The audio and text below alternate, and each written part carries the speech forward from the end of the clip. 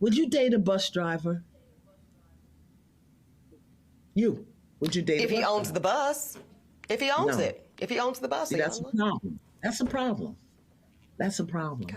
because the standards and requisites, and I'm not talking about him laying on his sofa playing video games all day. I'm not talking about Mm-hmm. that. But the standards and the criteria that we use to measure men is off for who Mm. we are as women and who they are in this society. I would date a bus driver Mm. if he loved driving the bus, if he was a man of Mm-hmm. integrity, if he was good to his mama, if he treated me well, I would date a bus driver. But we think that it's another human being's responsibility to give us what we need instead of us building together.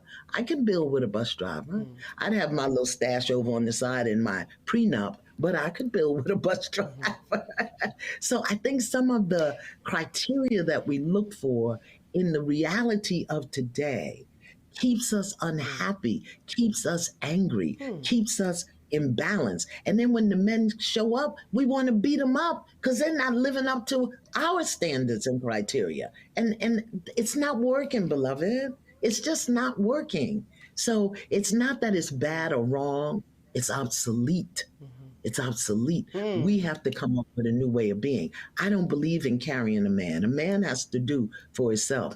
My father was a military. He was a mechanic. He was a bus driver. He was a So he police was officer. exceptional. Your father was My exceptional. mother worked at Guardian Life Insurance. I'm the first person in my family to go to college, first person to graduate from college, and my parents put me through college. So I don't look at them as mediocre. I don't look at them as average. They are exceptional, and they did what they did to get their What you kids through said all is this so stuff. different than what And I'm talking and about. I am the same with Envy, them, and I am the same. that is just not intellectually and honest, the what you're difference is doing. what you said is, oh, you want to encourage and you want to do this. I do the same thing without putting people down. I'm not putting people down. I'm being very I honest. think you are, and Envy. people have been saying. I don't think you're listening. Like as much as you talk, you're not listening to what people I'm are saying. listening. I'm You're not bothered by that, though. You're I'm not because going to people be are hurt and they shamed. have opinions. Just like I you am have your not go- opinion, you can't talk over people and not let people talk. But you also interrupting me, Envy. I'm not. I was talking. You keep talking to me. I let you speak, and then I just started talking. Okay, you got it.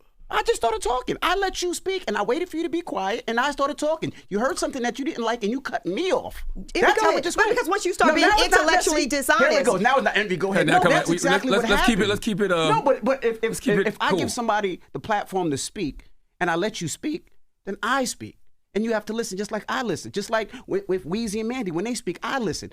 It doesn't matter that we don't agree or disagree. We can have a conversation, but we got to respect each other in this I conversation. agree. I think And that part of that respect is being honest. Yeah, And I I am think being I think the honest, conversation is healthy. If you listen to the whole Ayanla interview, I get a better sense of what you're trying to say. But the doubling down is what threw me completely off. What 'Cause threw you off sound, about it? It did sound like you was hitting on the working class. I'm not showing the working class. And, Listen, and if you weren't, I that think you is- need to make that very clear. Well, I've tried to make it clear with 3 different examples. I think y'all don't want to hear it. And that's okay, Envy. It's okay. Like you said, it's okay to disagree. Mm-hmm. Okay? So we can argue semantics back, because that's really, at this point, this is an argument around semantics. Alright, so I said I was going to make a video about Eboni K Williams and her comments and her remarks today. And when I was done with it, I would release it. Alright, so let's break down what she said. You've seen the earlier clips. I played it before even starting the video. So let's go by her behavior and mannerisms first. Her behaviors, her mannerism, her facial expressions pretty much expressed that I'm too good to be dating a bus driver. What do I look like dating some bus driver? Like, I'm better than that. I deserve more. Honestly, there's nothing wrong with that. That woman probably makes a few million a year. There's nothing wrong with bus drivers. Not saying there is or isn't. Not saying in one way or another. But based on her income and what she brings in, she shouldn't be. Generally speaking, like you never know what people got, because people do have trusts and investments, and that just may be what they want to do with their life, which is fine. It's cool. But people do have those things. So on a general scope of things, they probably wouldn't have much in common. They probably wouldn't want to even hang in the same circles, etc., etc., etc. So I will agree with what she said. But how it came off and how it was presented was very patronizing, very disrespectful, very belittling. Well, that's the first part. So I'm gonna give her credit as due right there. Like, the woman worked hard her entire life. She makes what she makes. She works where she works. Fine, cool. Let me go to the second thing, where she says research. The data proves it. The data does prove all what she said. Not going to deny that either. The data proves every bit of what she says. But you cannot discuss data without discussing the historical events that took place with the data. So let's go off the top right here. Wealth is not typically accumulated in one generation. It's accumulated over multiple generations. So let's look at the diaspora of the black man over multiple generations, from Jim Crow, segregation, redlining, civil rights, the drug epidemic, all these things that took place in lieu of that, and just people just flat out stealing their stuff as to why the melanated community does not have as much as what people believe they should have. We can cut the BS. A lot of it was stolen, taken, or done whatever else. So that's the first thing off top. So when she talks about data, let's also talk about data within her spectrum of her age group. She's about 50 or 49, 50, something like that. So she was born in the 70s. Roughly, maybe late 60s, but roughly around that time. So, and in the South, she was born during that time. So she's from the South. She was born in that time. So let me give you a story. My dad was born 1962, something like that, and he was a bus driver before I was born, and had to ride his bike to work typically almost every day until he was able to purchase a vehicle when I was born. That's what he had to do. He was in the Army, did the bus driving thing, did all that stuff. Very similar to DJ Envy's dad. Obviously, he didn't retire doing that. He's in a completely different profession, retired from the Army, 30 years, 40 years, something like that. And he's in a completely different spectrum. He started out that way. Now, in the case of what Eboni K Williams said, my dad will be considered an exceptional individual. However, I don't know too many men from that time period that did not have multiple jobs, that didn't serve in the military in some regard, and didn't have kids and did what they were supposed to do. I'm not saying they didn't exist, but I don't know too many who did not have those things. That's the first thing off top. So I don't know what she's talking about exceptional, because most of the men I know that were born in that time period, or even the women that have dads from that time period, not even they've lived together, their parents were married, they most of the time had multiple jobs. So that's the first thing off top. So I don't know what she's talking about DJ's Envy dad being exceptional, because that was like the standard for most men from that time period, from my understanding. Let's also go back to her time period. During her time period, you had the end of the civil rights, and you had the destruction of the Black Panther Party. On top of the fact, a lot of these people, these black men, went to Vietnam. They were drafted to Vietnam. And then during that process, all these factories and things were taken out of the places where black people predominantly were and had jobs. And these men came back to not only not having jobs, not even be able to get the benefits that they were rightfully earned to get better housing and all the other stuff. So now these men are struggling. And in lieu of that, now we move into the 80s. The Contra War and all that other stuff. Shout out to Rick Ross. Follow me on Instagram now. Not the rapper, the infamous drug kingpin. A lot of them transferred into that.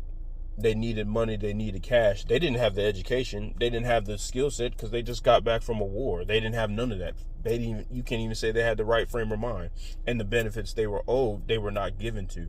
So a lot of them had to do what they had to do to get where they needed to be. When people don't have anything and they're not getting access to stuff, people tend to get desperate. This is throughout history. So they will turn to crime or whatever's going to get them their next meal or next book, or to take care of their family. That's how men are programmed. That's how men are operated. This is not just true for the black community. This is true for all communities. If you put any man in a desperate enough situation, he's going to do what he has to do to provide for his family first and foremost, regardless of what it is, or defend his family. So that's another point I want to bring up too. So during the 80s and the 90s, you had all these people who were selling drugs that is statistically proven to have been dropped off by government agencies. And then these same men that were doing it were then scooped up later, taken out of these communities, thrown into jail. So now you don't have much men in those communities to raise the next generation of men to come up in those same aspects. The ones that weren't caught up in all the other stuff were either killed or still out doing whatever they were doing. But that's the life they knew to live. You can't do better if you don't know any better, because we're not going to act like education was such a big deal in the 50s, 60s, or even 70s. It didn't start becoming a big deal to the 80s, 90s, and now 2000s that people needed an education in a higher degree. You could typically, most of the jobs people work now, you could typically have gone to get, somebody just had to give you a shot at getting it. But we just keep it a buck. How many black men were getting a shot at being a journalist or an artist or whatever else they wanted to be? So when she's talking about that aspect, that's very odd. And then in the same aspect of where she was, in the time period in which she was born, there was a strong push as to put women in workforces, in particularly black women, because black women tend to work harder than most other ethnicity groups. Say what you want, but it's the truth. They tend to work harder and get more education. There's a lot of other aspects about it when it comes to debt and all the other stuff, and trying to separate the black family, and etc. and so forth. But that's typically what happened as well. So while they were giving black women more, black men were getting less. Even now, when you look at a lot of things in education-wise, when it comes to finances and getting government assistance and grants and scholarship, black men don't typically get those, even when applying for them. As somebody who's applied to multiple of them, that's not a typical thing that we get. Women there's a tendency to even give that stuff to women, and even more so, you see what do they call it, commercials and all the other stuff, even on subscriptions, or when you got Netflix or Hulu and the commercials come up, that a lot of their businesses and grants and loans are particularly directed towards black women before anyone else. So again, her data and statistics, while it's true, there's historical data to prove why this is the case and why this happened this way. So her just talking about the data, not talking about the whole spectrum of a picture, is completely one-sided and takes things completely out of context. So that's the point Envy and everyone else is trying to make out there. Because now she's from the South. It was, I'm pretty sure it was 100 times worse than it was in the North during the 60s and 70s. Because even, I remember my dad telling me a story about one of his friends getting strangled by shoelaces and thrown into like the Hudson River or something like that by some cops in the 70s. I was born in the 90s. So we're roughly talking about 15 years. Now this is in New York City. This isn't in New York, not the country New York. We're talking about New York City. I can only imagine how badly black men had it in the South during that same time period. And we're talking about right after Martin Luther King died and all that other stuff. I know motherfuckers was out there running amok. So that's another point to bring up. So while her data is true, there is no context to that. So that's why an aspect of that, you're just full of shit, because you're giving one aspect of a story and not another one, which is pretty typical of people nowadays to give. They don't give whole context of a situation. They just give one aspect of a situation, but it's like there's a cause and effect to everything. You can't keep oppressing and destroying and demeaning somebody on a financial, physical, emotional level and think nothing's going to happen in resolve of that, or they're not going to eventually give up or have a broken will.